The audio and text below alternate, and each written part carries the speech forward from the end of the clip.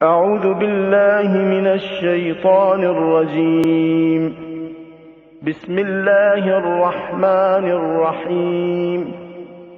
الحمد لله رب العالمين الرحمن الرحيم مالك يوم الدين إياك نعبد وإياك نستعين اهدنا الصراط المستقيم صراط الذين أنعمت عليهم غير المغضوب عليهم ولا الضالين.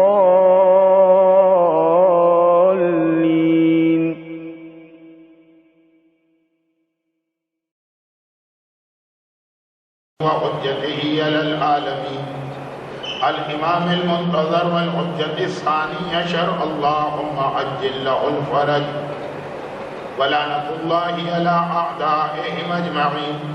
أما بعد فقد قال الله الحكيم في محكم كتابه الكريم بسم الله الرحمن الرحيم ومن يتعدد حدود الله فقد ظلم نفسه. وقال سبحانه وتعالى ومن آياته أن خلق لكم من أنفسكم أزواجا لتسكنوا إليها. وقال وضرب الله مثلا للذين آمنوا امرأة فرعون إذ قال رب ابن لي عندك بيتا في الجنة ونجني من القوم فرعون وعمله ونجني من القوم الظالمين. آج کا درس قرآن کریم کی ان 3 آیتوں کی روشنی میں ہوگا جن میں درمیان والی آیت وہ ہے جو 2 دن سے تلاوت کی جا رہی ہے اور جس کی تلاوت کی اہم وجہ تو ہماری اور آپ کی ماں جناب خدیجہ طاہرہ سلام اللہ علیہا کی وفات کی مناسبت تھی. لیکن وفات کی تاریخ کل گزر جانے کے باوجود ابھی ان کی سیرت کے حوالے سے جو پیغام چل رہا ہے اس کا ایک حصہ باقی ہے. گرچہ اب اتنی گنجائش نہیں ہے کہ جناب خدیجہ طاہرہ کے حالات زندگی میں سے کسی حصے کو پیش کیا جائے، لیکن ان کی سیرت آج کے دور میں ہمارے اور آپ کے گھروں میں بعض اہم پیغامات ابھی بھی باقی ہیں. لیکن اس سے پہلے اس آیت سے پہلے میں نے اس آیت کی تلاوت کی. اس میں قرآن نے بھی ظالم کی ایک تعریف بتائی. 3-4 دن پہلے کی دروس میں ظلم، ظالم، مظلوم کی مدد نہ کرنے کی خرابیاں، ظالم کی تعریف، آج کے دور میں دنیا کا سب سے بڑا مظلوم کون ہے، یہ ساری باتیں آ رہی تھیں وہ اپنی جگہ. لیکن قرآن ظلم کے حوالے سے ایک تو ظلم کی تعریف کر رہا ہے اور یہ بھی بتا رہا کہ ایک ظالم بڑا عجیب ہے، اس لیے کہ وہ ظالم بھی ہے وہی مظلوم بھی ہے.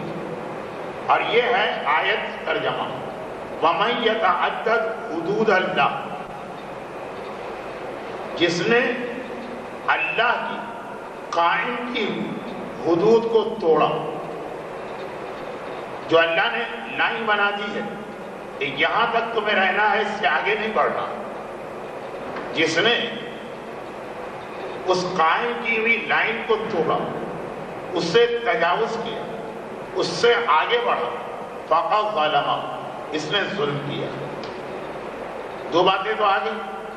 ظلم کسے کہتے ہیں؟ اللہ کی قائم کی ہوئی حد کو توڑنا.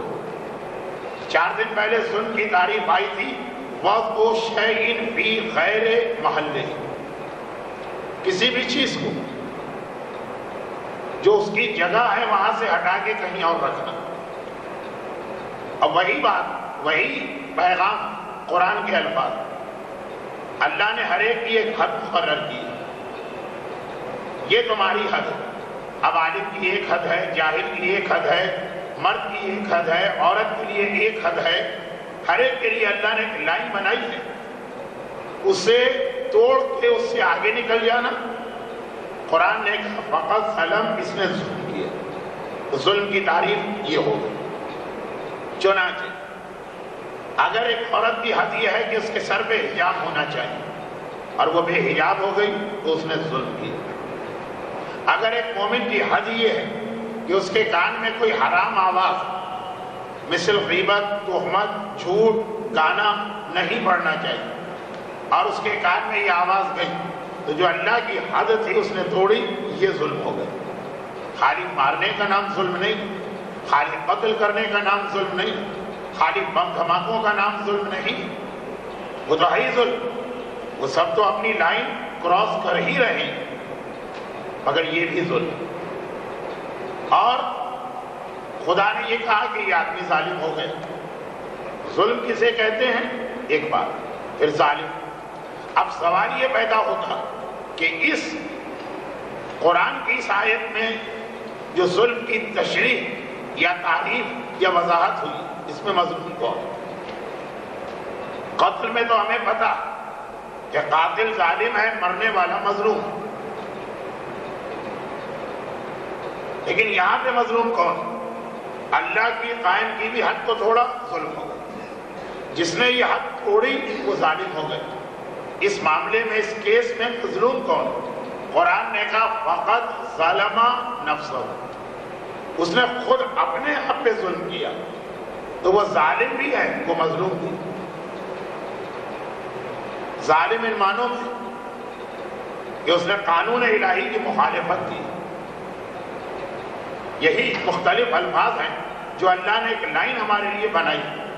اسی کو قانون کہتے ہیں، اسی کو شریعت کہتے ہیں، اسی کو اسلام کہتے ہیں. لیکن قرآن نے کہا کہ فقط ظلم نفسہ، اس نے اپنے آپ پہ ظلم کیا. کیونکہ اکثر بے تکی اور نان سینس ٹائپ کی بحث کرنے والے، اب عورتوں میں تو ایسا ہوگا نہیں، لیکن بہرحال آپ اس معاشرے کا ایک حصہ، چاروں طرف جو باتیں ہو رہی ہیں اس سے آپ محفوظ نہیں رہ سکتی. اکثر لوگ یہ کہتے ہیں کیا رکھا ہے نماز میں یا روزے میں، یا گانا نہ سنو یا فلم نہ دیکھو. ہم نے کسی کو نقصان تو نہیں پہنچایا. اللہ کو ہماری عبادت کی ضرورت نہیں. ہاں، حقوق الناس کا خیال کرنا ہے، کسی کا مال نہیں چھیننا ہے، کسی پر ظلم نہیں کرنا، کسی کو مارنا پیٹنا نہیں. تو جو لوگ عبادتوں کی اہمیت کو کم کرنا چاہتے ہیں یا اسلام کے وہ پہلے حکام جن کا تعلق تفریح سے ہوتا کہ بھئی اگر ہمارے سر پہ چادر نہیں ہے تو کیا ہوا، ہم نے کسی کا مال تو نہیں لوٹا. اگر ہم نے داڑھی شیو کی ہے تو کیا ہوا، کسی کا دل تو نہیں دکھایا. اگر ہم نے کچھ دیر کے لیے گانے سن لیے تو کسی کا کیا بگاڑا. اور یہ تو بات ہو رہی ہے ہمارے پاکستانی معاشرے کی. جب اسی مزاج کے لوگ یورپ میں یا امریکہ میں جاتے ہیں تو پھر یہ جملہ آگے بڑھ جاتا، بھئی ہم نے خالی خنزیر کا گوشت ہی تو کھایا ہے نا، کسی کو نقصان تو نہیں ہوا ہمارے اس عمل سے. خالی ہم نے تھوڑی سی شراب ہی تو پی ہے نا. وہی بات جو یہاں داڑھی کے منڈوانے اور بے حجاب گھومنے سے شروع ہوئی تھی، وہ پہنچ جاتی ہے خنزیر اور شراب کے استعمال پر. اور دلیل ایک ہی جائے گی کہ بھائی وہ چیز حرام ہے یا وہ عمل غلط ہے جس میں ہم کسی کو نقصان پہنچا رہے ہیں. قرآن کہتا ہے فقط ظلم نفسہ، تم نے اپنے آپ کو نقصان پہنچایا. اور حضرت ابو ذر غفاری کا ایک واقعہ بھی ہے. واقعہ تو نہیں کہہ سکتے، ان کی ایک نصیحت. جب پیغمبر اسلام دنیا سے رخصت ہو گئے تو اب جو لوگ نئے نئے مسلمان ہو رہے ہیں انہیں بڑی اس کی جستجو کہ کسی طرح سے پیغمبر کے ارشادات اور فرامین ان تک پہنچے. قرآن تو ہر ایک کے ہاتھ میں، قرآن کے علاوہ بعض وجوہات کی بنا اہل بیت کو معاشرے سے کاٹ دیا گیا تھا، یعنی اہل بیت تک ایکسس اتنا آسان نہیں تھا. چنانچہ مولا اپنے وفادار اور جانثار ساتھیوں کو ایک طرح سے اسلامی دنیا میں پھیلا دیا تھا. اب لوگ سلمان، ابو ذر، عمار، مقداد، بلال ان لوگوں سے رجوع کرتے ہیں. ان میں حضرت ابو ذر ایک خاص شہرت، اس لیے کہ ہر ایک کو معلوم تھا کہ اسلام کا سلام جب ایک دوسرے کو ملو تو سب سے پہلے سلام کرو. یہ ابو ذر نے شروع کیا.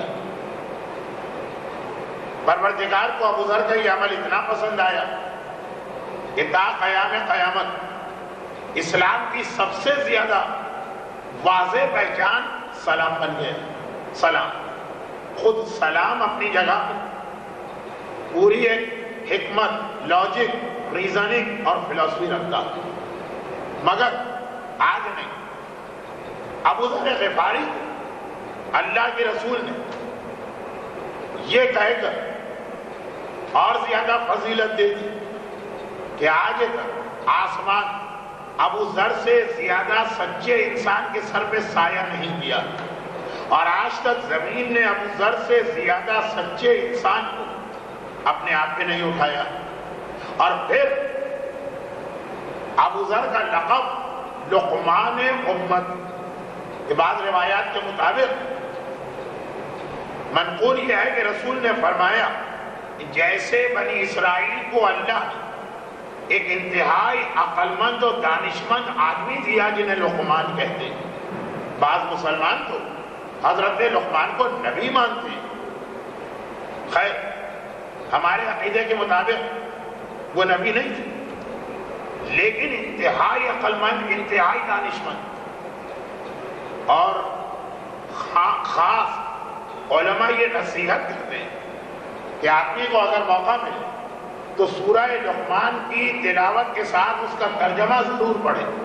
اذ قال لقمان لابنہ، جب یہاں سے یہ آیت آتی کہ جب لقمان نے اپنے بیٹے کو نصیحتیں کرنا شروع کی، وہ بڑی اہم نصیحتیں. اگلا لفظ میں حقیقتاً تو نہیں کہہ رہا ہوں، محاورتاً، کہ لقمان کی وہ نصیحتیں بعض علماء کہتے ہیں پورے قرآن کا نچوڑ اور پورے اسلام کا خلاصہ. اگر انہی نصیحتوں کے حوالے سے تربیت اولاد کا موضوع سامنے آتا، لیکن پھر وہی جملہ جو ابھی میں نے کہا کہ آج کے درس میں نہیں. سورہ لقمان پورا سورج کے نام پہ ان کی تعریف کرتے ہوئے نازل ہوا، اور یہ بھی ایک حسن اتفاق ہے یا مصلحت پروردگار کہ یہ سورہ ٹھیک وہاں پہ جہاں شب قدر کے سورے، شب قدر کے سوروں 29 نمبر کا سورہ ہے عنکبوت، 30 نمبر کا سورہ ہے روم، جس کی آیت عورت کے اور بیوی کے حوالے سے تلاوت ہو رہی، اور 31 نمبر کا سورہ ہے سورہ لقمان. پیغمبر نے جیسا کہا جاتا یہ ارشاد فرمایا کہ اللہ نے میری امت میں بھی ایک ایسا ہی لقمان پیدا کیا اور اس کا نام ہے ابو ذر. چنانچہ عالم اسلام ابو ذر سے اکثر رجوع کرتا کہ قرآن نے لقمان کی نصیحتیں بیان کی اور آپ اس امت کے لقمان، تو ہمیں کوئی نصیحت کی. انہیں نے ایک دفعہ ایک آدمی نے ایک خط ابو ذر کی خدمت میں بھیجوایا. یہ مختصر روایت شہید مرتضیٰ مطہری داستان راستان میں بھی نقل کی، جو اردو میں سچوں کی کہانیوں کے عنوان سے ترجمہ ہوئی وہ کتاب. اور کہا کہ اے ابو ذر، لقمان کی طرف کوئی ایک جملے میں مجھے نصیحت کی، ایک جملہ. لقمان کوئی لمبی چوڑی تقریریں نہیں کرتے، ایک ایک جملے کی نصیحت، ایک جملہ. ابو ذر نے جواب میں یہی لکھ کے بھجوایا، دنیا سب سے زیادہ جس سے محبت کرتے کبھی اس پہ ظلم نہ کرنا. اور یہ خط چلا گیا، جس کے ہاتھ میں خط گیا وہ خط دیکھ کے حیران ہو گیا. ابو ذر نے ایک ایسی بات لکھی ہے جو عقل کے خلاف ہے، جس سے سب سے زیادہ محبت کرتے ہو کبھی اس پہ ظلم نہ کرنا. یہ کوئی کہنے کی بات، جس سے آدمی محبت کرتا ہے اس پہ کبھی ظلم کر ہی نہیں سکتا، بلکہ اس کی خاطر دوسروں پہ ظلم کرتا. تو یہ کیا بات، نان سینس، عقل میں نہیں آ رہی. لیکن یہ بھی معلوم ہے کہ پیغمبر نے ابو ذر کو لقمان امت کہا، کوئی نہ کوئی بات ہے اس نصیحت میں جو میں نہیں سمجھ پا رہا ہوں. چنانچہ واپس خط گیا، کیا ہے ابو ذر، میری عقل اس قابل نہیں، آپ ہی سمجھائیے اس کا مطلب کیا. ابو ذر نے وہی کہا جو قرآن کی آیت، کہا کہ سن، اس دنیا میں انسان سب سے زیادہ کس سے محبت کرتا ہے. دیکھیے باقی ساری باتیں کہنے کی ہوتی ہیں، کسی کو اپنی بیوی سے محبت، کسی کو اپنے والدین سے محبت، کسی کو اپنی اولاد سے محبت، خاص طور پر ماں کے حوالے سے کہا جاتا. لیکن حقیقت یہ ہے کہ سب سے زیادہ محبت انسان کو اپنے آپ سے ہوتی. اور خالی اس جملے کی اگر دلیلیں دینے لگا تو آج کا سارا درس رہ جائے گا. لیکن خلاصہ سمجھ لیں کہ جب اپنی ذات کی بات آتی ہے تو کہاں کی ماں، کہاں کا باپ، کہاں کی اولاد، کہاں کی بیوی، کہاں کا شوہر، کہاں کا دوست، یہ سب بات کی چیز ہے. اپنے آپ سے انسان سب سے زیادہ محبت کرتا ہو سکتا کہ کبھی کوئی آدمی یہ بات زبان سے نہ کہے، کیونکہ اسے اردو میں خود غرض اور انگلش میں سیلفش کہا جائے گا. ہو سکتا ہے کہ کبھی یہ بات کوئی آدمی خود بھی نہ سمجھ پائے، یعنی وہ بھی یہ خیال نہ کرے کہ میں اپنے آپ سے محبت کر رہا ہوں. لیکن حقیقت یہ ہے کہ سب سے زیادہ محبت اپنے آپ سے ہوتی ہے. یہ بات ہو رہی ہے عام انسانوں، معصومین کی نہیں. تو ابو ذر نے یہی جواب لکھ کے بھیجا کہ جس سے سب سے زیادہ محبت کرتے ہو کبھی اس پہ ظلم نہ کرنا. سب سے زیادہ محبت آدمی اپنے آپ سے کرتا ہے، خبردار اس پہ کبھی ظلم نہ کرنا. اور اس کا ظلم کیا ہے؟ ہر وہ گناہ، ہر وہ فعل حرام، ہر وہ عمل جس سے اللہ نے حرام قرار دیا اور ایک لائن کراس کر دی کہ اس کے باہر نہیں جانا، یہ اپنے آپ پہ ظلم. ہم کسی کو نقصان نہیں پہنچا رہے، اپنے آپ کو نقصان پہنچا رہے. گانا سننے پہ اگر ہاتھ میں جلایا جائے گا تو کس کو؟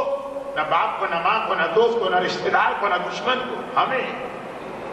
نماز قضا کرنے پر اگر قبر اور قیامت میں عذاب ہے تو کس پر؟ اپنے آپ پر. جیسے اسلام کی یہ انتہائی قیمتی نصیحت آج کل ڈاکٹر حضرات نہیں کہتے، یہی تو کہتے ہیں نا، یہ اچھے اچھے کھانے، یہ لذیذ لذیذ کھانے، یہ مزیدار کھانے جس طرح ہمارے یہاں ہندوستان اور پاکستان میں پکائے جاتے ہیں، یہ اپنے آپ پہ ظلم. یہ تم کسی اور کو نقصان نہیں پہنچا رہے، یہ اپنے آپ کو نقصان پہنچا رہے. جو طبی اعتبار سے آج کہا جا رہا ہے 1400 سال پہلے قرآن روحانی اعتبار سے کہتے ہیں ہر گناہ اپنے آپ پہ ظلم. اور پھر جب اس میں ہمارے یہاں کی عورت آ جاتی ہے، ہمارے یہاں کی عورت، ہندوستان اور پاکستان کی عورتوں میں بہرحال ابھی تک سہاگ کی بڑی اہمیت مانی جاتی ہے.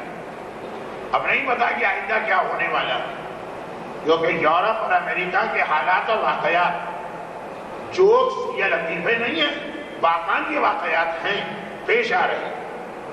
عورت عدالت میں کیس دائر کرتی ہے، مجھے طلاق چاہیے. کیوں؟ کہا اس لیے کہ میرا شوہر میرے کتے کو اہمیت نہیں دیتا ہے، شوہر تو مجھے بہت مل جائیں گے، کتا مجھے کہاں ملے گا. یہ خالی لطیفے نہیں ہیں، واقعاً اگر آپ یورپ اور امریکہ کی عدالتوں کے فیصلوں والی کتاب پڑھیے جس پہ ہمیں ہنسی آتی ہے، ہم سمجھتے ہیں کسی نے مذاق میں یہ جملہ بنا دیا، باقاعدہ ہائی کورٹ اور سپریم کورٹ تک کیس گئے ہوئے، لیکن خیر وہ ماحول ابھی تک ہمارے یہاں نہیں آیا۔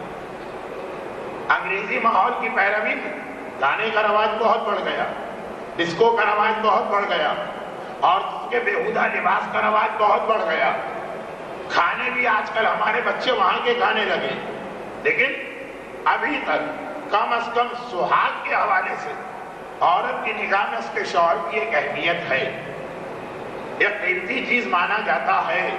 یہ نہیں کہتی عورت کہ کتا اور بلی مجھے کہاں ملے گا، شوہر تو ہزاروں مل جائیں گے، یہ نہیں تو کوئی اور تھی تو کوئی اور۔ اور ہر وقت ایک عام عورت، یہ میں ہندوستان اور پاکستان کی بات کر رہا ہوں، یہاں پہ میں نے یہ اسلام نہیں کہا، یہاں پہ ہندو بھی غیر مسلم عورتیں بھی بہرحال ابھی تک اپنے سہاگ کو ایک اہمیت دیتی، لیکن گھر کا ماحول بگاڑ دینا، ہر وقت لڑائی اور جھگڑے کرنا، شوہر کی حیثیت اور طاقت سے بڑھ کر اس سے فرمائشات کرنا، یہ کس کا نقصان ہو رہا ہے؟ یہ کس پہ ظلم کیا جا رہا ہے؟ جو آیت میں 3 دن سے تلاوت کر رہا ہوں، میں الٹی بات کر رہا ہوں۔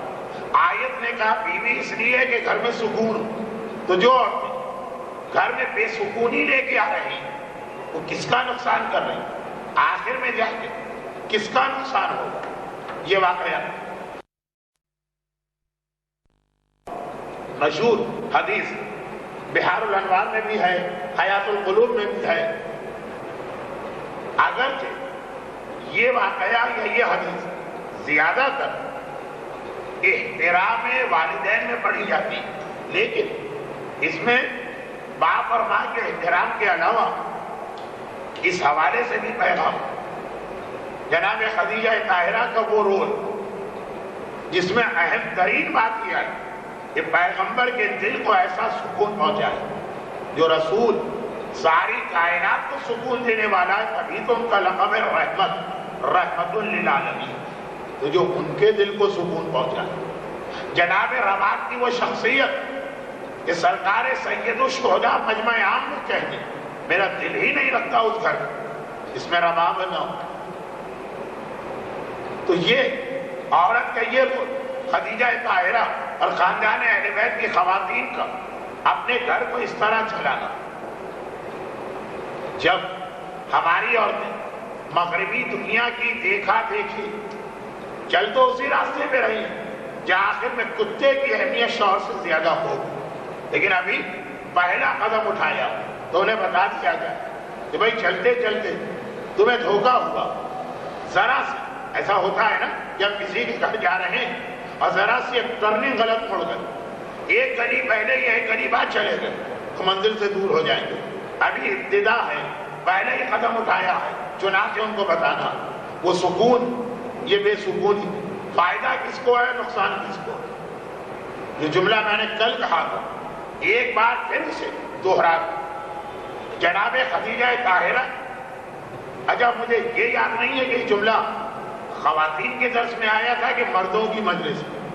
بہرحال کہ جناب خدیجہ طاہرہ کی اپنی شخصیت تو ہے ہی اپنی جگہ، لیکن اس وقت اور زیادہ خدیجہ طاہرہ یاد آتی کہ جب بعد میں آنے والیوں پیغمبر کے گھر کے ماحول کو اتنا خراب اور تباہ کر دیا۔ ویسے تو خدیجہ طاہرہ کوئی بھولنے والی شخصیت ہے ہی نہیں، ساری زندگی رسول کو یاد رہی، لیکن جب اس کے بعد بالکل متضاد یا مخالف یا الٹی فطرت کی خواتین سامنے آئیں تو اور زیادہ خدیجہ طاہرہ یاد آ رہی۔ چنانچہ ہمارے اور آپ کے گھر کا ماحول خدیجہ طاہرہ کی ماننے والی، لیکن ماحول ویسا بنائے جیسا خدیجہ طاہرہ کی دشمن عورتوں نے بنایا تھا۔ بس اس سے زیادہ میں کھل کے نہیں کہنا چاہتا، تو کس کا نقصان؟ آخرت کا عذاب، وہ اپنا نقصان ہے، کیونکہ یہ حدیث تو اتنی مشہور ہے کہ آپ نے یقیناً سنی ہوگی، کیونکہ اگر آپ نے نہیں سنی تو زبردستی شوہروں نے آپ کو سنائی تو ہوگی۔ کہ اگر غیر خدا کو سجدے کی اجازت ہوتی تو سب سے پہلے بیویوں کو حکم دیا جاتا کہ شوہر کے آگے سجدہ کر مرد حضرات اس حدیث سے بڑا غلط اور ناجائز فائدہ اٹھاتے ہیں۔ ہو سکتا ہے کہ بعض خواتین کو یہ احساس ہو رہا ہو کہ درس دینے والے مولانا بھی تو آخر مرد ہیں نا، 3 دن سے مسلسل اور تمہیں کو بتایا جا رہا یہ کرو وہ کرو وہ کرو، مردوں کے بارے میں کچھ نہیں کہا جا رہا، تو مردوں کے بارے میں آج سے کہنے کا فائدہ ہی نہیں۔ اگر کوئی ایسے خاتون ہیں جو رات کا درس بھی سن رہی ہیں دن کا، انہیں پتا کہ رات کو آپ کے حق کے حوالے سے میں مردوں کو ڈانٹتا رہتا ہوں اور اسلام کے پیغام سے آگاہ کرتا رہتا ہوں، تو بہرحال اس حدیث سے مرد بڑا غلط فائدہ اٹھاتے ہیں۔ بے شمار غیر شرعی اور ناجائز مطالبات اس حدیث کی مدد سے منوانے کی کوشش کرتے ہیں۔ پہلے جب عورتیں اللہ اور رسول کا احترام کرتی تھی تو مان بھی لیتی تھی، لیکن خیر اب عورتیں بھی کم نہیں، کہا کہ اللہ کہاں کے رسول کہاں کا سجدہ کریں گے وہی جو من میں آئے گا، من مانی۔ بہرحال یہ حدیث بتا رہی ایک عورت کے لیے اس کے شوہر کا رتبہ کتنا بڑا اور اس کی آخرت۔ منقول تو یہاں تک منقول ہے کہ پیغمبر نے کہا ہے میری بیٹی فاطمہ اگر مجھے کسی عورت کے بارے میں پتا چل جائے کہ اس کی موت کے وقت اس کا شوہر اس سے ناراض تھا تو میں ایسی عورت کی نماز جنازہ بھی نہ پڑھوں۔ لیکن یہ تو آخرت کی بات ہو رہی، رسول نے نماز جنازہ نہیں پڑھا۔ قبر، قیامت، جہنم کا عذاب وہ اپنی جگہ، دنیا سے بات شروع ہوتی ہے، نقصان یہاں سے شروع ہوتا اور وہاں تک پہنچتا۔ امام فرماتے ہیں کہ بنی اسرائیل میں ایک آدمی، ایک شخص تھا جس نے شادی کی اور اس شادی کے نتیجے میں اس کے یہاں 2 بیٹے پیدا ہوئے، لیکن یہ والی بیوی اس کو صحیح نہیں ملی۔ اب اور ساری تفصیلات ہیں اسے چھوڑیے، چنانچہ اس دل کے سکون، گھر کی راحت اور آرام کے لیے ایک دوسری شادی کی۔ یہ بڑی نیک، مقدس اور متقی عورت تھی۔ چنانچہ جو عورت بھی نیک اور مقدس ہو وہ یقیناً اپنے شوہر کی خدمت بھی یہی سمجھ کے کرے گی کہ یہ میں اللہ کی خدمت کر رہی ہوں۔ آپ نے کئی ایسے مسئلے سنے ہوں گے کہ واجبات تو خیر عورت کو ادا کرنا ہی کرنا، مستحبات میں کئی جگہ یہ مسئلہ آتا ہے کہ جب تک کہ شوہر اجازت نہ دے اللہ کی عبادت بھی عورت نہیں کر سکتی، کہ کہیں اس کی وجہ سے اس کے شوہر کے آرام اور راحت میں فرق نہ آنے پائے۔ کئی جگہ سنتی روزہ کئی علماء کہتے ہیں عورت نہیں رکھ سکتی جب تک کہ اپنے شوہر سے پوچھ نہ لے۔ کوئی نذر، کوئی منت، کوئی قسم عورت نہیں کھا سکتی جب تک کہ اپنے شوہر سے اجازت نہ لے۔ اگر واجب آ جائے تو چھوڑے، واجب حج کر چکی ہے، سنتی حج پہ جا رہی ہے، نہیں جا سکتی جب تک کہ شوہر سے اجازت نہ لے۔ اور عمرہ تو ہمیشہ ہوتا ہی سنت ہے، زیارت تو ہوتی ہی سنت ہے۔ عورت کی عمل انجام نہیں دے سکتی جب تک کہ شوہر سے اجازت نہ لے۔ اور یہ خالی پابندیاں نہیں لگائیں، بعد میں اس کا ثواب بھی بتایا کہ اگر وہ شوہر کی خدمت یا گھر کے ماحول کو چلا رہی تو کل حدیث آئی تھی وہ جہاد کر رہی، لیکن اس کے علاوہ بھی بتایا گیا کہ اس کا اتنا ہی ثواب ہے جتنا قرآن پڑھنے کا، اس کا اتنا ہی ثواب ہے جتنا طواف خانہ کعبہ، اس کا اتنا ہی ثواب ہے جتنا 70 رکعت نماز پڑھنے کا۔ کہ عورت یہ نہ سمجھے کہ عورت یا بیوی ہونے کی وجہ سے میں ان عبادتوں سے محروم ہو رہی، نہیں، یہ سارا ثواب اس کو گھر کی خدمت کی وجہ سے دلوایا جا رہا۔ مگر اصل جملہ یا جسے انگریزی میں کہتے ہیں باٹم لائن، کہ بہت سارے مستحبات شوہر کی اجازت کے بغیر نہیں کر سکتی۔ کہ ایسا نہ ہو کہ گھر کا ایک ضروری کام اور وہ کہے کہ نہیں بھائی ابھی نماز شب پڑھ رہی، گھر کا ضروری کام کہے نہیں ابھی تو میں تلاوت قرآن کر رہی ہوں، میرا آدھا پارا ہوا ہے، پارا پورا ہوگا تو پھر تمہاری بات سنو۔ کہ بھائی نہیں ابھی میں یہ کام نہیں کر سکتی، میں تو روزے کے عالم میں ہوں۔ تو واجبات میں تو خیر نہ کوئی کسی کو روک سکتا ہے، نہ کسی کو کسی سے اجازت لینا، لیکن مستحبات، اور وہ بھی عورتوں کے لیے، مردوں کے لیے نہیں۔ ہمارے پاس تو مرد آ کے کہتے ہیں، ہاں مولانا آپ نے بہت اچھی تقریر کی، ہماری سمجھ میں آ گیا کہ داڑھی اسلام میں کتنی اہم ہے، تو رکھ لیجئے، کہانی پہلے بیوی سے پوچھ کے آ جائے۔ اب یہ واجبات میں تو عورت کو بھی شوہر سے نہیں پوچھنا، یہاں شوہر کہتے پہلے ان سے پوچھ کے آ جائے، لیکن مستحبات عورت کے لیے یہ مسئلہ اسی لیے کہ گھر کا سکون بعض اوقات اس لیے درہم برہم ہوتا کہ جی عورت کو آج 500 رکعت نماز پڑھنا، جس عورت کو آج اس میں دعائے خیر پڑھنا، جس عورت کو تو یہ 2 مہینے کے لیے عمرے پہ جانا۔ اسلام نے کہا کہ تجھے تو پیدا کیا گیا گھر کے سکون کے لیے، میری وہ عبادت بھی مجھے پسند نہیں ہے جس کی وجہ سے تیرے گھر کا سکون ختم ہو رہا۔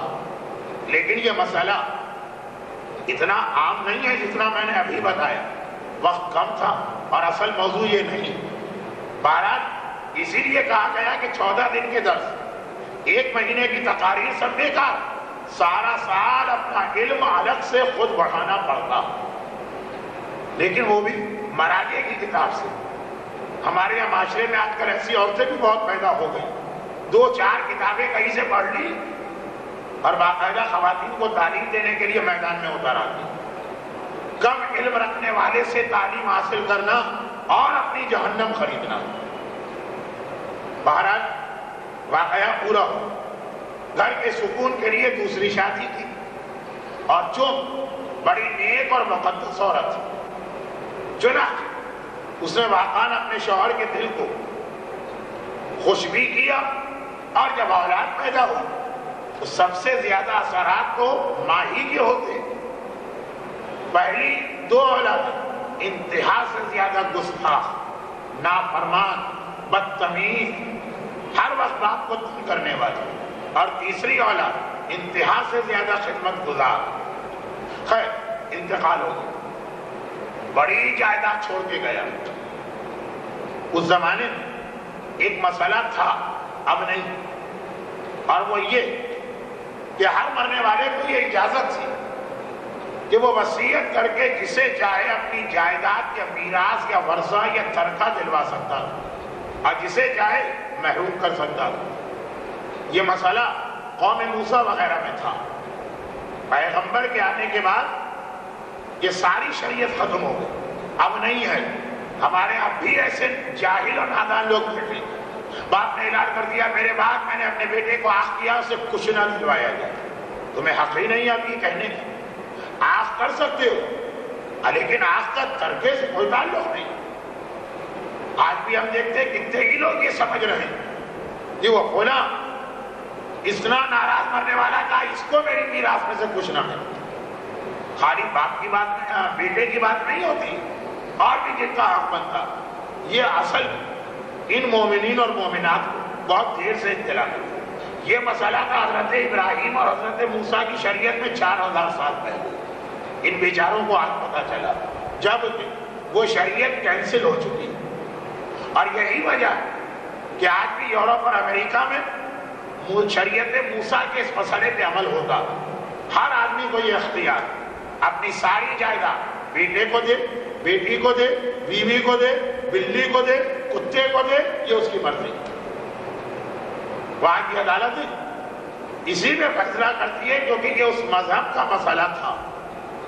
ہم حضرت موسیٰ کا احترام کرتے ہیں لیکن ان کی شریعت پہ عمل نہیں کرتے۔ ہم حضرت عیسیٰ کا احترام کرتے ہیں لیکن ان کی شریعت پہ عمل نہیں کرتے۔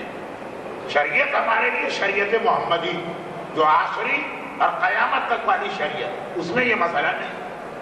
کتنا ہی باپ اپنے بیٹے سے ناراض ہو اور کتنا ہی بیوی اپنے شوہر سے خفا ہو، بہرحال جو جس کا جائیداد میں حصہ رسول مقرر کر کے گئے ہیں وہ اسے مل کے رہے۔ لیکن بات جو کہ حضرت موسیٰ کی ہو رہی ہے، جیسا کہ ایک دفعہ میں نے پہلے بھی کہا تھا، یہاں کے درس میں اشارتاً اور باقی کبھی کبھار واضح طور پہ کہتا ہوں کہ ہاں واقعاً اگر کسی کو شریعت موسیٰ کا یہ مسئلہ پسند ہے تو پھر پوری شریعت موسیٰ پہ عمل کر، جہاں دن اور رات کے 24 گھنٹے میں 50 نمازیں واجب تھی، اور یہاں پہ اگر کوئی عورت گھر سے بے پردہ نکلے تو اس کو گنجا کرنے کا حکم تھا، عمل کرنا ہے تو پوری شریعت پہ عمل کرو۔ یہ کیا کہ ہم نے مطلب کا مسئلہ لے لیا اور باقی چھوڑ دی۔ خیر، بات اپنے شرعی حق کی وجہ سے، کیونکہ وہ شریعت موسیٰ کا ماننے والا، اور یہی میرے مولا کا ایک جملہ بھی بہت ہی مشہور فرمان، اگر میرے لیے بساط کو بچھایا جائے تو اہل تورات کا فیصلہ توریت سے کروں گا، اور اہل انجیل کا فیصلہ اہل انجیل سے کروں گا، اور مسلمانوں کا فیصلہ قرآن سے کروں گا۔ یہ توریت کے مسئلے قرآن سے کئی چیزوں میں مختلف ہیں، تو وہ اگر یہودی آئے گا تو فیصلہ اس کی کتاب سے ہوگا، مسلمان آئے گا فیصلہ قرآن سے ہوگا۔ وہ یہودی تھا جو کہ زمانے میں یہودی مذہبی براق تھا، حضرت موسیٰ کے زمانے میں اس نے اپنی جائیداد کے لیے ایک وصیت لکھی، بتایا کسی کو، ہنگامہ ہو جاتا، جھگڑا ہو جاتا۔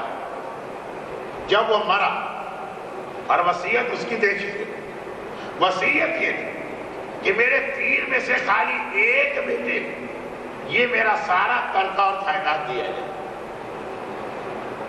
اب سب لوگ چکرا گئے، تو 3 بیٹے، تینوں کہہ رہے ہیں یہ میرے لیے باپ نے لکھا، بڑا بیٹا کہہ رہا میرے لیے، درمیانی کہہ رہا میرے لیے، چھوٹا کہہ رہا میرے لیے۔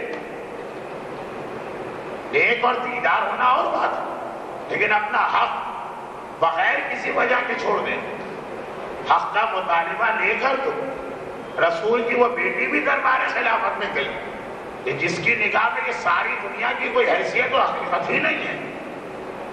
چنانچہ تیسرے نے کہا باپ نے میرے لیے لکھا، پہلے نے کہا میرے لیے لکھا، جھگڑا ہوتا، مسئلہ کورٹ میں جاتا، قاضی کے پاس یہ مسئلہ گئے، وہ بھی چکرا گئے، میں علم غیب تو نہیں رکھتا ہوں، مرنے والے نے کوئی اشارہ بھی نہیں کیا، میں کیسے فیصلہ کروں؟ لیکن بات تینوں بات اختلاف کی منزل پر ہیں، لڑنے مرنے کے لیے تیار۔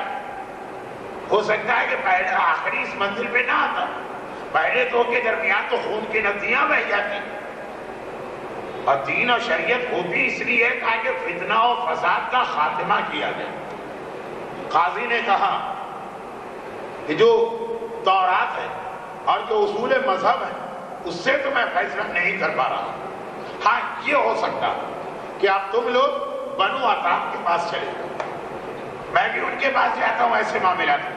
بنو عطام کس چیز کا نام؟ اس قوم 3 انتہائی عقل مند اور دانشمند بھائی رہتے ہیں، ایک ہی خاندان کے تھے، بنو عطام کہلاتے تھے، یعنی عطام کے بیٹے، بڑے ہی عقل مند تھے، لیکن عبادت خدا کے اتنے شوقین کہ شہر چھوڑ کے جنگل میں جا کے عبادت کرتے تھے۔ یہ بھی وہ چیز ہے جو موسیٰ اور عیسیٰ کی شریعت میں جائز تھی، ہمارے یہاں حرام ہے۔ اس کا قرآنی نام ہے روحانیت۔ اللہ کی عبادت کے لیے گھر والوں اور رشتہ داروں، بیوی بچوں کو چھوڑ بھی نہیں سکتے، وہاں جائز تھی۔ تو تینوں بھائی بڑے عقل مند ہیں، لیکن عبادت خدا کی خاطر معاشرے سے کٹ کے رہتے ہیں۔ جب کوئی ایسا مسئلہ پیش آتا تھا کہ کسی کی سمجھ میں اس کا جواب نہیں آتا تھا تو ان کی طرف وہ مسئلہ ریفر کیا جاتا تھا، یہ اس کو حل کرتے تھے۔ خیر 100 200 500 1000 10,000 کی بات نہیں، لاکھوں کا یہ شاید کروڑوں کا مسئلہ، چنانچہ تینوں بھائی چلے۔ اور کون سا ہے؟ قطب شمالی یا ساؤتھ پول جانا، شہر کے باہر۔ عجب، یہ تینوں بھائی شہر کے باہر رہتے ہیں لیکن خود بھی ایک ساتھ نہیں رہتے، پھر وہی بات ہو جائے گی، بات چیت، گپ شپ، کھانا وانا، اس کے اندر وقت گزرے گا، تینوں الگ الگ رہتے ہیں۔ قریب میں ایک پہاڑی تھی، سب سے چھوٹا بھائی پہاڑی کے نیچے اپنی جھوپڑی بنا کے اپنی بیوی کے ساتھ رہتا، جو اس سے بڑا بھائی وہ پہاڑی کے بیچ میں رہتا، اور جو سب سے بڑا بھائی وہ پہاڑ کی چوٹی پہ رہتا، اور یہ بات طے تھی۔ تو بڑا بھائی جو کہ سب سے زیادہ عمر میں ہے کہتا ہے کہ جی ظاہری اعتبار سے شاید میں پہلے مروں تو میں زیادہ عبادت کرنا چاہتا ہوں. ایک بوڑھے اور جوان کی عبادت میں فرق تو ہونا چاہیے. تو میں پہاڑ کی چوٹی پہ جاتا ہوں تاکہ جو لوگ مسئلے مسائل پوچھنے آتے ہیں پہلے چھوٹے بھائی کے پاس چلے. اگر وہ ان کا مسئلہ وہیں حل کر دے تو مجھے ضرورت ہی نہ پڑے اپنی عبادت روکنے کی. اور اگر اس سے کوئی مسئلہ حل نہ ہو تو جو درمیان والا بھائی جو یقیناً ظاہری اعتبار سے بہرحال میرے بعد مرے گا چنانچہ پہلے پھر اس کے بعد جاؤ. ہاں اگر کوئی مسئلہ اس سے بھی حل نہ ہو تو پھر آخر میں میرے پاس آؤ.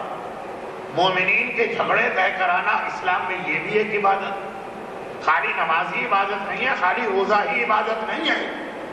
یہ ماہ مبارک رمضان, یہ ماہ مبارک رمضان, اور اب بڑی تیزی کے ساتھ ہم مولا کی شہادت کی تاریخوں کی جانب بڑھ رہے ہیں. 20 رمضان کو مغرب کی اور عشاء کی نماز کے بعد میرے مولا حسنین کو بلا کر ایک وصیت نامہ لکھوایا جو آج بھی نہج البلاغہ کے اندر موجود ہے. اس میں پورے اسلام کا خلاصہ پیش کیا. میں نے شروع میں کہا تھا کہ لقمان کی نصیحتیں قرآن کا خلاصہ کہی جاتی ہے. پورے اسلام کا خلاصہ, پورے ایمان کا خلاصہ, اور کل ایمان سے بڑھ کے ایمان کو کون سمجھا سکتا. وہ آخری وصیت نامہ ہے میرے مولا کا. 20 رمضان کی تاریخ ختم ہو کے شب 21 کے شروع, اسی رات ختم ہونے سے پہلے مولا شہید بھی ہو گئے اور نجف میں دفن بھی کر دیے گئے. یہی تو ہے نا تاریخ میں کہ جب حسنین بابا کو دفن کر کے آ رہے تھے تو 21 رمضان کی فجر کی اذان بھی نہیں ہوئی تھی. تو 21 رمضان کا سارا دن تو خیر اب مولا کی شہادت مانتے ہیں, لیکن اصل میں تو دن شروع ہونے سے پہلے ہی دفن ہو گئے. تو یہ میرے مولا کی آخری تحریر ہے, اور وہ تحریر اس میں نماز ہے, اس میں روزہ ہے, اس میں قرآن ہے, اس میں حج ہے, پورے اسلام کا خلاصہ. سب سے پہلا جملہ کیا, سب سے پہلے اوصیکما بتقوی اللہ. بیٹا حسن و حسین, میں تمہیں وصیت کرتا ہوں اللہ سے ڈرتے رہے. وہ اصلاح ذات البین. اب اللہ سے ڈرتے رہنا تو ایک عام لفظ ہے, اس میں تو ساری زندگی مومن کی عادت. اب ایک ایک کر کے عبادتوں کا ذکر ہو رہا, ایک ایک کر کے. سب سے پہلے نماز, نماز نہیں. سب سے پہلے قرآن, قرآن نہیں. سب سے پہلے جہاد, جہاد نہیں. یہ سب ہیں, آگے چلیں. سب سے پہلے ہے اوصیکما بتقوی اللہ واصلاح ذات البین وانی سمعت جدکما رسول اللہ قال اصلاح ذات البین افضل من عبادت الصنم. اللہ سے ڈرتے رہنا و اصلاح ذات البین, اور مومنین کے جھگڑے طے کراتے رہنا.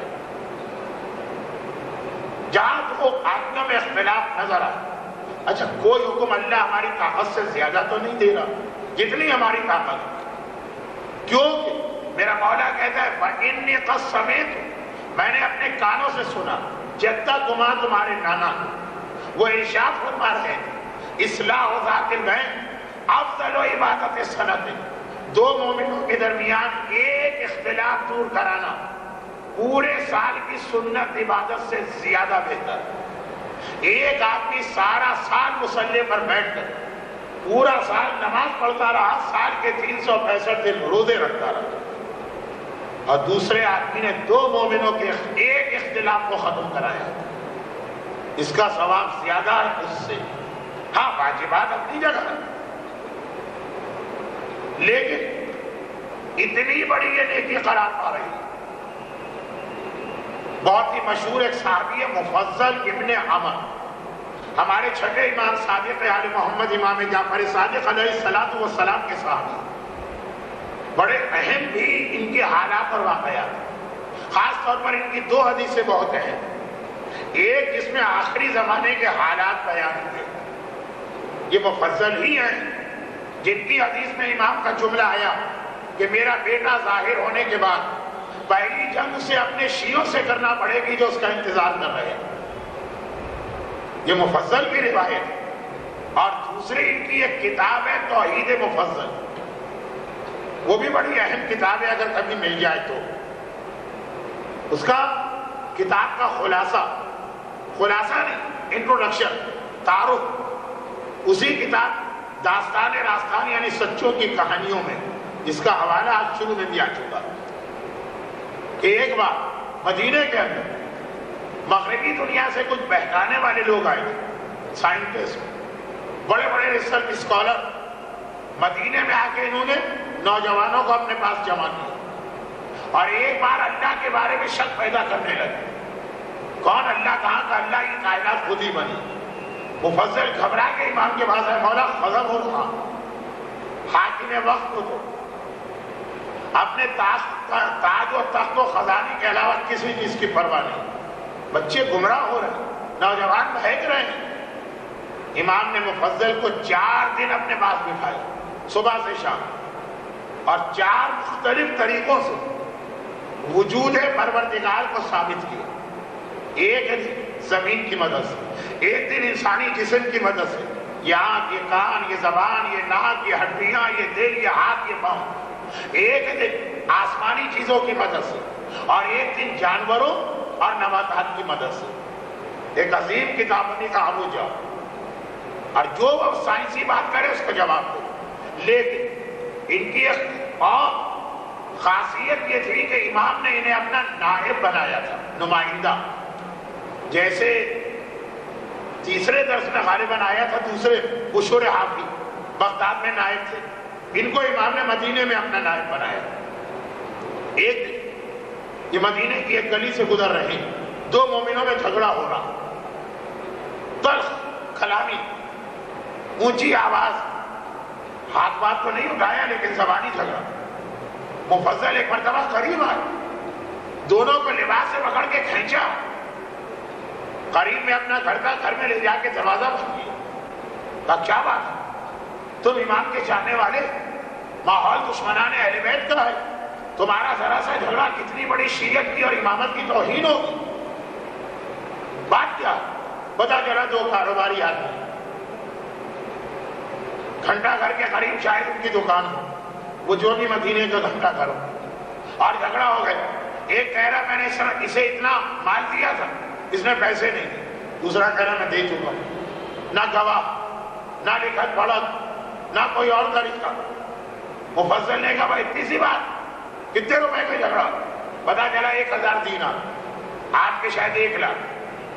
کمرے میں گئے، 1000 دینار کی تھیلی لائی، اسے دے دی جو کہہ رہا مجھے پیسہ واپس نہیں ملے. کام تو مل گیا، جھگڑا ختم، گلے ملو اور باہر جاؤ. دونوں حیران ہو گئے. اگر دونوں کا لاکھوں کا فائدہ ہوا،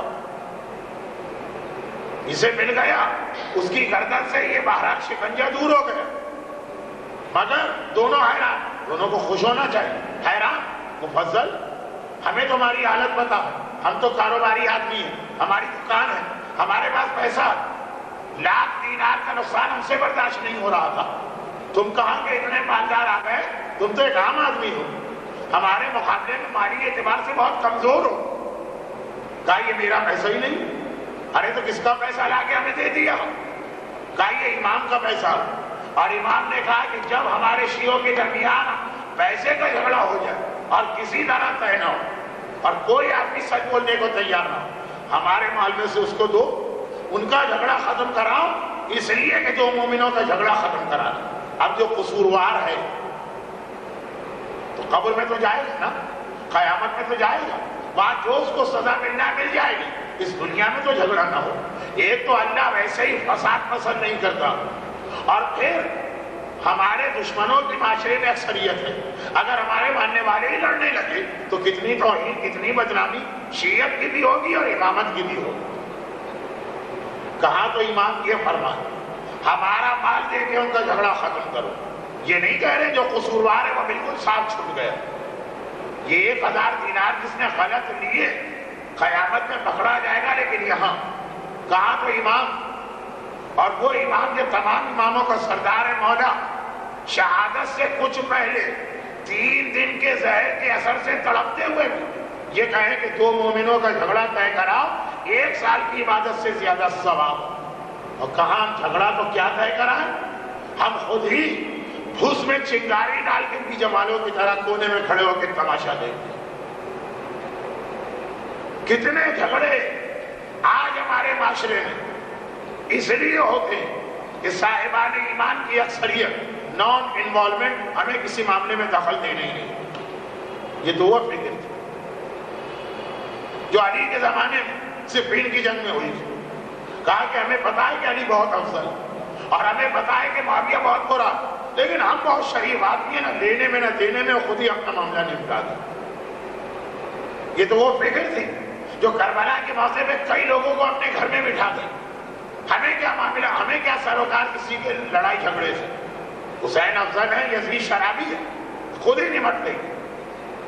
اور یہ تو اکثریت کا مزاج ہے، اور کچھ ایسے بھی لوگ ہیں جس کے بارے میں نے کہا جھگڑے وہی بڑھاتے، خاص طور پہ گھر کے جھگڑے۔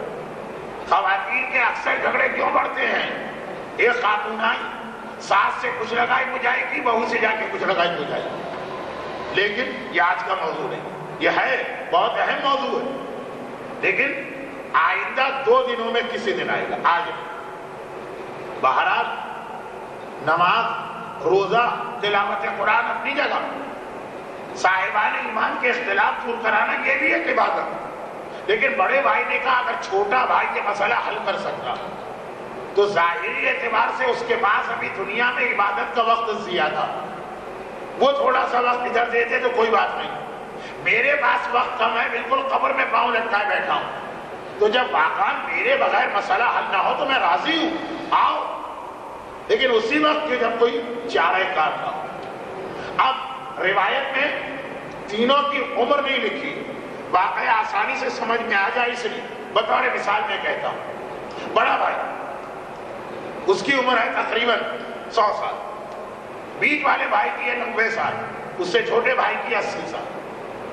بطور مثال میں نے کل رات کے یا پرسوں رات کے مردوں کے درس میں کہا تھا کہ موت یہ اصول نہیں مانتی، بوڑھے بیٹھے رہتے جوان چلے جاتے، صحت مند مریض بیٹھے رہتے صحت مند چلے جاتے۔ موت یہ اصول نہیں مانتی کہ first come first in first out, لیکن مانا ظاہری اعتبار سے بات صحیح تھی۔ اب یہ تینوں بھائی چلے، ادھر بھی 3 بھائی ہیں، ادھر بھی 3 بھائی، جن میں جھگڑا ہوا یہ بھی 3 بھائی، یہ جھگڑا کرنے والے بھائی چلے۔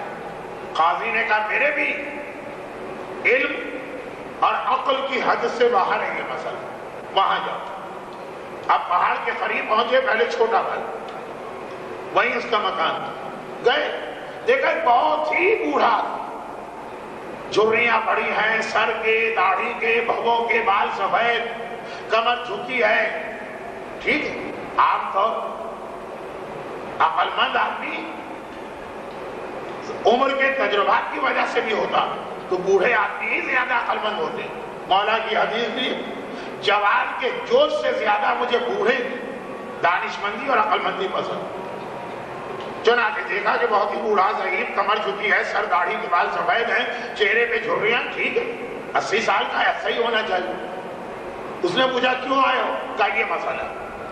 اس نے غور کی، چکرا گیا، کہا یہ تو میری سمجھ میں بھی نہیں آ رہا، نہ لکھت پڑھت، نہ کوئی گواہ، نہ کوئی اور طریقہ اور قرینہ۔ اب واقعاً وہ مرحلہ ہے کہ جاؤ مجھ سے بڑے بھائی کے پاس۔ خیر اب یہ خواتین کا درس ہے، عورتوں کو تو میں کیا مثال دوں۔ ایک زمانے میں پاکستان میں بھولو پہلوان ہوتے تھے، ان کا یہی اصول تھا کہ اگر کسی کو مجھ سے کشتی لڑنا ہے پہلے میرے چھوٹے بھائی کو ہرا، اگر اس کو ہرا دیا تو درمیانی کے پاس آئے، اس کو ہرا دیا تو میرے پاس آئے۔ اب اتفاق سے ان کے درمیانی بھائی بھی بڑے طاقتور تھے، وہاں تک بڑے تک کوئی پہنچ ہی نہیں پاتا تھا۔ تو یہ بنی عتاب کا یہی طریقہ، چھوٹا بھائی ہار گئے، اب یہ لوگ اوپر پہاڑی کے اوپر چڑھے۔ اچھا وہ ماؤنٹ ایوریسٹ یا کوئی ہمالیہ جیسی پہاڑی نہیں، شہر کے باہر جو چھوٹی موٹی پہاڑیاں ہوتی ہیں درمیان میں گئے، وہاں درمیانی بھائی بیٹھا، کچھ نیچے والا 80 سال کا ہے تو یہ 90 سال کا ہے، لیکن 90 سال کا ہے، اس کے مقابلے میں یہ نسبتاً جوان نظر آ رہا، سر و داڑھی کے بعد آدھے سفید ہیں آدھے کالے، کمر بھی اتنی نہیں جھکی، چہرے پہ بھی اتنی جھرریاں نہیں پڑی. وہ 80 سال کا، یہ 90 سال کا. دیکھنے میں یہ 80 کا لگ رہا ہے، وہ 90 کا ہونا چاہیے. خیر اب انہیں کسی کے شکل و صورت سے کیا لینا دینا کا، یہ ہمارا مسئلہ. یہ امام کی حدیث ہے، یہ ہمارا مسئلہ. اس نے سنا، وہ بھی چکرا گیا. کہا کہ میری عقل بھی جواب دے گی. آج سالوں بعد پہلا موقع آیا ہے کہ تمہیں ہمارے بڑے بھائی کے پاس جانا پڑے گا. سال ہاں سال گزر گئے، آج تک ہم نے کسی کو یہاں سے آگے بڑھنے نہیں دیا، یعنی اس کا مسئلہ حل کر دیا. اب یہ تینوں مسئلہ تو حل کرانا، پہاڑ کی چوٹی پہ پہنچے. وہاں گئے، سب سے بڑا بھائی بیٹھا، 100 سال کا مسئلہ. لیکن دیکھ کے حیران ہو گئے، ارے یہ تو سب سے چھوٹا اور بالکل جوان لگ رہا ہے. سر و داڑھی اور بھووں کا ایک بال سفید نہیں، چہرے پہ ایک جھرری نہیں، کمر اسی طرح سیدھی ہے جیسے کوئی 30 سال کی جوان کی کمر سیدھی ہوتی. چھکرا گئے. آج تک سنتے بھی آئے کیونکہ سارا شہر جانتا، چھوٹا بھائی پہاڑ کے نیچے، سب سے بڑا بھائی سب کے اوپر. اب اتنا حیران ہو گئے کہ اپنا مسئلہ ہی بھول گئے. بڑے بھائی نے کہا کیا مجھے دیکھے جا رہے ہو، یہاں تک کیوں آئے؟ یقیناً تمہارا کوئی مسئلہ ہوگا تبھی تو یہاں تک آئے، ورنہ تو میرے دونوں بھائی تمہیں راستے میں روک لیں. کہا ہمارا مسئلہ تو رکھیے ایک طرف، اپنے بارے میں بتائیے کہ آج تک ہم غلط سنتے آئے، آپ سب سے چھوٹے اور وہ نیچے والا سب سے بڑا. نہیں صحیح سنا، میں سب سے بڑا ہوں، میں سب سے بڑا ہوں. اور سال 1.5 سال کی بڑائی چھوٹائی بھی نہیں ہے، 20 سال بڑا ہوں، 40 سال بڑا ہوں. تو کہا کہ اگر آپ سب سے بڑے ہیں تو آپ سب سے زیادہ فٹ اور جوان کیسے نظر آ رہے ہیں؟ اور وہ سب سے چھوٹا ہے تو وہ سب سے زیادہ بوڑھا کیوں نظر آ رہا؟ کہا مسئلہ ہمارا نہیں ہے، یہ مسئلہ ہماری بیویوں کا ہے. میرے چھوٹے بھائی کی بیوی انتہائی بدتمیز، انتہائی بدزبان، انتہائی گستاخ، ایک لمحے میرے بھائی کے دل کو سکون نہیں دیتی. چنانچہ میرے چھوٹے بھائی کی بیوی نے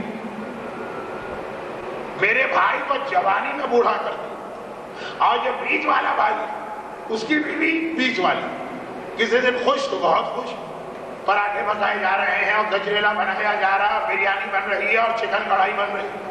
اور کسی دن ناراض تو تڑاک ہو رہی ہے، کھانا پکانے کو تیار نہیں، چائے بنانے کو تیار نہیں، بس زبان. ایک دن ایسا، ایک دن ایسا، ایک دن ایسا، ایک دن ایسا. اس لیے وہ جوانی اور بڑھاپے کے درمیان آ گئے. اور میری بیوی تو پروردگار کی طرف سے نازل کی ہوئی ایک حور ہے جو مجھے دنیا میں مل گئی. کبھی میرے مزاج کے خلاف کوئی بات نہ کر، کبھی میری بدسکونی کے لیے کوئی ایسا جملہ زبان سے نہ نکالے. وہ گویا ہر وہ کام کرتی ہے جو مجھے راحت و آرام پہنچانے والا، چاہے وہ اس کے مزاج کے خلاف ہو. اپنے آپ پہ کبھی صبر کنٹرول کرنا پڑتا، اور ہر وہ چیز چھوڑ دیتی جو میرے لیے پریشانی لے کے آئے، چاہے اس کا کتنا ہی زیادہ دل کیوں نہ چاہا. دیکھیں تالی ایک ہاتھ سے نہیں بچتی، مردوں کی بھی ذمہ داریاں ہوتی. لیکن میں نے شروع میں کہہ دیا کہ اس سے پہلے کہ میری تقاریر سن کے آپ کا پیمانہ صبر لبریز ہو جائے کہ کیسے مولانا ایک طرفہ بات کر رہے ہیں، میں نے پہلے ہی بتا دیا کہ نہیں، رات کو بات دوسرے انداز سے ہوتی. خیر اتنی میری اچھی بیوی ہے جس کے نتیجے میں جس پہ بڑھاپا آنا چاہیے وہ اب تک جوان بیٹھا. یہی قرآن نے کہا لِتَسْكُنُوا إِلَيْهَا، بیویوں کو پیدا کیا گیا تمہارا دل کا سکون دینے کے لیے. اگر وہ اپنے گھر کے ماحول کو سکون والا بنا رہی ہے تو وہ بھی شوہر کی خدمت نہیں کر رہی ہے، اپنا سہاگ بچا رہی ہے. اور اگر کوئی اپنے ماحول کو بدتمیزی، بدزبانی، نافرمانی اس کے ذریعے تباہ کر رہی ہے تو وہ گویا شوہر کا اتنا نقصان نہیں پہنچا رہی ہے جتنا خود اپنے سہاگ کو اپنے ہاتھوں اجاڑ رہی ہے. شوہر کو کھانے میں زہر ملا کے دے دو، خالی یہی نہیں ہے شوہر کا خطر، اپنے گھر کے ماحول کو زہریلا بنا دو، یہ بھی اس کا خطر. چنانچہ 3 دن بعد کی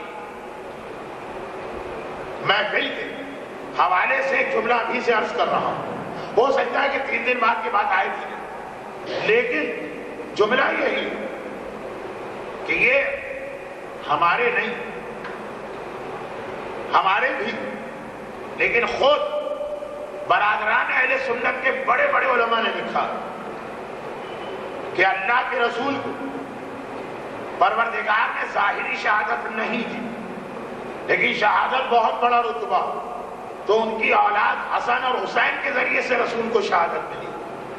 اور شہادت کی دو قسمیں، ایک شہادت سری چھپی ہوئی شہادت، ایک شہادت جہری کھلی ہوئی شہادت۔ رسول کو پروردگار نے دونوں شہادتیں دی۔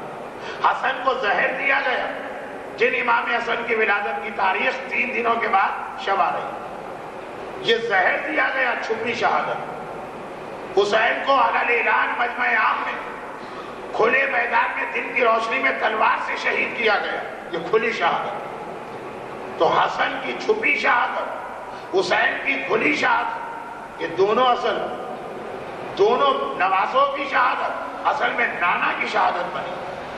شاہ عبد العزیز محدث دہلوی جو سپاہ صحابہ کے پہلے بنانے والے ہندوستان اور پاکستان میں، ایک کتاب لکھی ہے تحفہ ناشریہ، سارے دشمنان اہل بیت اردو والے اسی کتاب کو دہراتے رہتے ہیں، لیکن یہ والا نقطہ کہ حسنین کی شہادت اصل میں ان کے نانا کی فضیلت، یہ سب سے پہلے اردو میں انہوں نے اٹھایا۔ کتاب لکھی ہے جس کا نام ہے سر الشہادت ہے، دو شہادتوں کا راز اور سر کیا۔ تو گویا حسن کی زندگی اور رسول کی زندگی، حسن کی فضیلت رسول کے لیے، تو جو جملہ میں نے ابھی ابھی کہا، ہو سکتا ہے کوئی آدمی سوچ رہا تو مولانا کہاں سے کہاں چلے گئے، ہم سے تو کہہ رہے تھے کہ ایک ٹرننگ میں غلط نہ مڑنا، خود تو پتہ نہیں کہاں مڑ گئے۔ نہیں، مڑے کہیں نہیں ہے، سیدھے راستے پر۔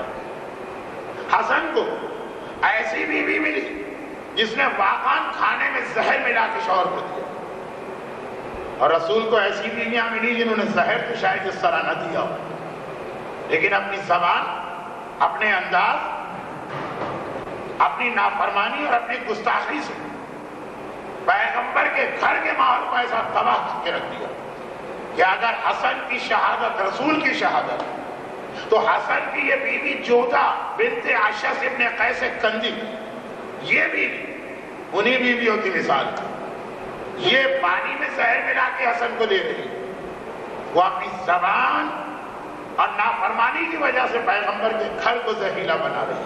چنانچہ پیغمبر ان حالات میں وہ بیوی اور زیادہ کیوں یاد نہ آئے، جو مرتے مر گئی لیکن آخری لمحے تک پیغمبر کی اس انداز سے خدمت کر کے گئی اور ایسا سکون پہنچا کے گئی کہ پیغمبر اپنی آخری سانس تک اس کو یاد کرتے رہے۔ لیکن بات یہی ہوئی کہ انگور میں زہر ملا کے یا پانی میں زہر ملا کے دینا، جیسا یہ کسی شریف ذاتی کے لیے ناقابل برداشت ہے، سوچ ہی نہیں سکتی کہ میں اپنے شوہر کو، چاہے برا شوہر کیوں نہ ہو، اسی طرح سے گستاخیاں، نافرمانیاں، بیجا فرمائشات اور گھر کے ماحول کو تباہ کرنا، دوبارہ یہ اپنے آپ پہ ظلم کرنا، یہ اپنا نقصان کرنا، یہ اپنے پیروں پہ کلاڑی مارنا۔ سوچ رہے خواتین، اور اس حوالے سے جو سب سے زیادہ اہم بات، سب سے زیادہ اہم، میں جانتا ہوں کہ لفظ سب سے زیادہ کسے کہتے ہیں، جو سب سے اہم بات، امپورٹنٹ نہیں، موسٹ امپورٹنٹ، وی آئی پی نہیں، وی آئی پی، وہ انشاءاللہ کل کے درس میں آئے گی۔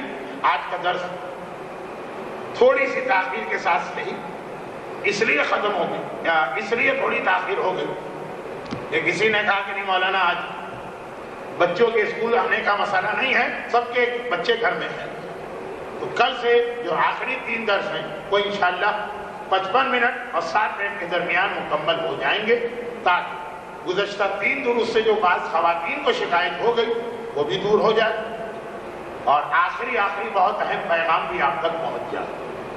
ایک بار پھر آپ کے ثواب کو دوبارہ دوہرا دیا جائے کہ پاکستان کے اس زلزلے کی وجہ سے جو تبرک و نیاز آپ کو ملنے والا تھا، ٹھیک وہی آپ کے لیے ہے، لیکن اس کو ثواب کی شکل میں بدل کر ثواب آپ کے نامہ اعمال میں گیا، اور اس کی رقم ان بیچارے غریب محتاج لوگوں کے پاس ہے جو ہو سکتا کہ اس واقعے سے پہلے ہم سے زیادہ بہتر ہو مالی اعتبار سے.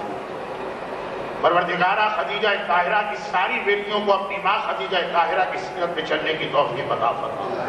پروردگارہ خدیجہ طاہرہ کی ماننے والیوں خاص طور پہ جو مسلسل 2-3 دن سے اپنی ماں کا بیان سن رہی خدیجہ طاہرہ کی طفیل دنیا اور آخرت کی ہر پریشانی سے محفوظ فرما. خالی ان خواتین ہی کو نہیں، پروردگارہ ان کو، ان کے گھروں کو بھی، ان کے گھر والوں کو بھی اور ان کی اولاد کو بھی ہر آفت و پریشانی سے محفوظ فرما. پروردگارہ حالیہ زلزلے میں جو صاحبان ایمان دنیا سے رخصت ہوئے انہیں اعلیٰ الدین میں بلند درجات عطا فرما، اور جو اس وقت تک ہیں پروردگارہ ان کے اس امتحان کو جلدی سے مکمل کر کے انہیں پہلے سے بہتر حالت میں لے گیا. اللہم غیر حالک بے حسن حالک. بہرحال آج کل جو ریفرینڈم عراق میں ہوا پروردگارہ اس کے حوالے سے خاص طور پر وہاں کے صاحبان ایمان کی جان مال عزت اور آبرو کی حفاظت فرما. آج کے درس میں جتنی خواتین آئیں خدا بندہ ان میں جو بیمار ہیں ان کے شفاء کاملہ عطا فرما. جن کے گھر میں روزگار کی پریشانی ہے ان کی یہ پریشانی دور فرما. اگر واقعی کسی کے گھر شوہر بد اخلاق و بد مزاج ہے تو پروردگارہ اپنی قدرت کاملہ سے تو مقلب القلوب ہے، دلوں کو پھیرنے والا. ان خواتین کے گھریلو جھگڑوں کو ختم کر کے گھر میں راحت و آرام پیدا فرما. خدا بندہ ان خواتین کو خدیجہ طاہرہ اور رباب و لیلہ کی سیرت پہ چلتے ہوئے اپنی اولاد کی صحیح تربیت کی توفیق عطا فرما. بے اولاد کو صاحب اولاد فرما، صاحب اولاد کی اولاد کی حفاظت فرما. پروردگارہ خاص طور درس میں آنے والی خواتین کے خاندان کے تمام مرحومین، بانیان درس کے خاندان کے تمام مرحومین اور عام طور پہ دنیا بھر کے تمام مرحوم مومنین اور مومنات کی مغفرت فرما. پروردگارہ ہر مومن اور مومنہ حج بیت اللہ اور زیارات 4 معصومین سے جلد از جلد مشرف فرما اور ظہور امام میں تعجیل فرما. ایک سورہ فاتحہ اور 3 مرتبہ سورہ قل هو اللہ اپنے خاندان کے تمام مرحومین، بانیان درس کے خاندان کے تمام مرحومین، کل اموات مومنین و مومنات، تمام شہداء اسلام، شہداء عراق و شہداء پاکستان اور حالیہ زلزلے کے شہداء، ان سب کے ایثار ثواب اور بلندی درجات کے لیے. بسم اللہ الرحمن الرحیم. الحمدللہ رب العالمین الرحمن الرحیم مالک یوم الدین. ایاک نعبد و ایاک نستعین. اهدنا الصراط المستقیم صراط الذین انعمت علیہم غیر المغضوب علیہم ولا الضالین. بسم اللہ الرحمن الرحیم. قل هو الله احد الله الصمد لم يلد ولم يولد ولم يكن له كفوا احد. بسم الله الرحمن الرحيم. قل هو الله احد الله الصمد لم يلد ولم يولد ولم يكن له كفوا احد. بسم الله الرحمن الرحيم. قل هو الله احد الله الصمد لم يلد ولم يولد ولم يكن له كفوا احد. اللهم اغفر للمؤمنين والمؤمنات وللمسلمين والمسلمات الاحياء منهم والاموات. واعف بيننا